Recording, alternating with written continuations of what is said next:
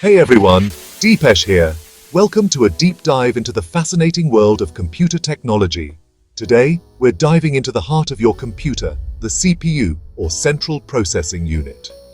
Think of it as the brain of the operation, crunching numbers and executing instructions faster than you can say overclock. It's responsible for performing all the calculations and tasks that make your computer run smoothly. But the CPU can't do it alone. It needs its trusty sidekicks memory and I/O devices. These components work together in harmony to ensure your computer operates efficiently. Memory, or RAM, which stands for Random Access Memory, is like the CPU's short-term memory. It stores data that the CPU needs to access quickly. This allows the CPU to retrieve information in a flash, speeding up your computer's performance. Imagine it as a giant whiteboard where the CPU jots down notes and calculations.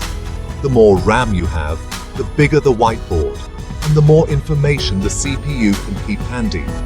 The bigger the whiteboard, the more information the CPU can keep handy. This is why having more RAM can significantly improve your computer's multitasking capabilities. Then we have I/O devices, your keyboard, mouse, monitor, the whole gang. These are the tools that allow you to interact with your computer. They're like the CPU's sensors and limbs, allowing it to interact with the outside world. Without these devices, you wouldn't be able to input commands or receive output from your computer. You click a button, the mouse tells the CPU, and boom, magic happens on your screen. This seamless interaction is what makes using a computer so intuitive. Together, the CPU, memory, and I/O devices form the backbone of your computer. They work in unison to process data, execute commands, and provide you with a smooth computing experience. Understanding how they work together is key to unlocking your computer's full potential. By optimizing these components, you can enhance your computer's performance and efficiency. And trust me, there's a lot of potential to unlock. So, stay tuned for more tips and tricks on how to get the most out of your computer. Now, CPUs speak a different language than we do. This language is not something we can easily understand without some technical knowledge. It's called an instruction set architecture, or ISA for short. The ISA is essentially the bridge between software and hardware. Think of it as the CPU's instruction manual, a set of basic commands it understands. These commands are the building blocks for all the operations a CPU performs. When you write code, it eventually gets translated into these ISA instructions. This translation process is crucial for the CPU to execute the tasks you want it to perform. But here's the twist. Two CPUs can speak the same ISA but have completely different internal designs. This means that while they understand the same commands, they process them differently. This internal design is called the microarchitecture. The microarchitecture determines how efficiently a CPU can execute the instructions. It's like having two chefs who both follow the same recipe book but use different techniques and equipment in the kitchen. Each chef has their own unique way of preparing the same dish.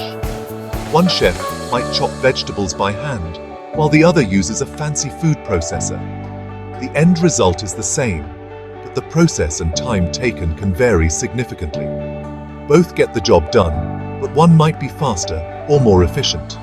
This analogy helps us understand how different microarchitectures can impact performance. Similarly, different microarchitectures can execute the same ISA instructions with varying levels of performance. This is why some CPUs are better suited for certain tasks than others, even if they speak the same ISA language. Intel, the big dog in the CPU world, has a long history of innovation. Back in the day, the Pentium was king. Then came the Core 2 Duo, blowing everyone away with its performance. But Intel didn't stop there. They kept pushing the envelope, releasing the Core i series, which has dominated the market for years. Each generation of core processors brought significant improvements. More cores, higher clock speeds, and cleverer microarchitectures. They squeezed every ounce of performance out of their designs, constantly raising the bar for the competition. But progress doesn't come easy. As transistors got smaller and smaller, cramming more onto a chip became a challenge. Heat became a major issue, and clock speeds plateaued. Intel had to get creative to keep pushing performance forward. Enter AMD, the underdog with a fighting spirit. For years they played second fiddle to Intel, but everything changed with the introduction of their Zen architecture. Zen was a clean break from the past, a completely new design that focused on efficiency and scalability. AMD realized that more cores running at lower clock speeds could be the key to better performance, especially in multi-threaded workloads. They also focused on improving instructions per clock, basically getting more work done with each tick of the clock. The result? AMD Ryzen processors took the world by storm, offering incredible multi-core performance at competitive prices. Suddenly, Intel had a real fight on their hands. The CPU landscape was forever changed. Now, let's dive into the secret sauce of CPU performance pipelines, caches, and branch prediction. These are the unsung heroes that make our computers run faster and more efficiently. Think of a CPU pipeline like an assembly line in a factory. Instead of building cars, it executes instructions. Each stage in the pipeline handles a different part of the instruction, allowing multiple instructions to be processed simultaneously. This parallel processing is what gives modern CPUs their incredible speed. But what happens when an instruction depends on the result of a previous one? That's where caches come in. They're like small, super-fast memory banks located close to the CPU core. They store frequently accessed data, reducing the need to go all the way to main memory, which is slower. This significantly speeds up the processing time. And then there's branch prediction. CPUs hate waiting, so they try to predict which path the code will take at a branch point. Imagine you're driving and you come to a fork in the road. If you know which way to go, you don't have to slow down. But if you guess wrong, you have to turn around and go back, wasting time. CPUs do the same thing. If they guess right, everything runs smoothly. If they guess wrong, they have to backtrack, wasting precious time and resources. This predictive ability is crucial for maintaining high performance. These are just a few of the tricks CPU designers use to squeeze every ounce of performance out of their creations. It's a constant game of cat and mouse, pushing the limits of what's possible. As technology advances, these techniques become even more sophisticated, ensuring that our devices keep getting faster and more efficient. The next time you use your computer, remember the incredible engineering that goes into making it all work seamlessly. So, who's winning the CPU war? Intel and AMD are both constantly innovating, trading blows like heavyweight boxers.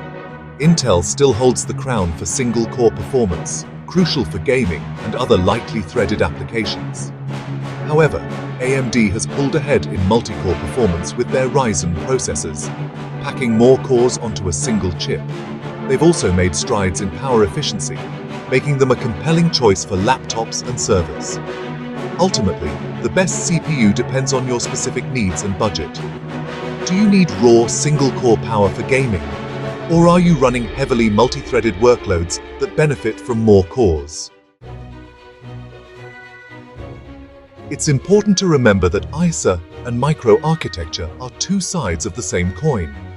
The ISA is the language, the set of instructions that the CPU understands.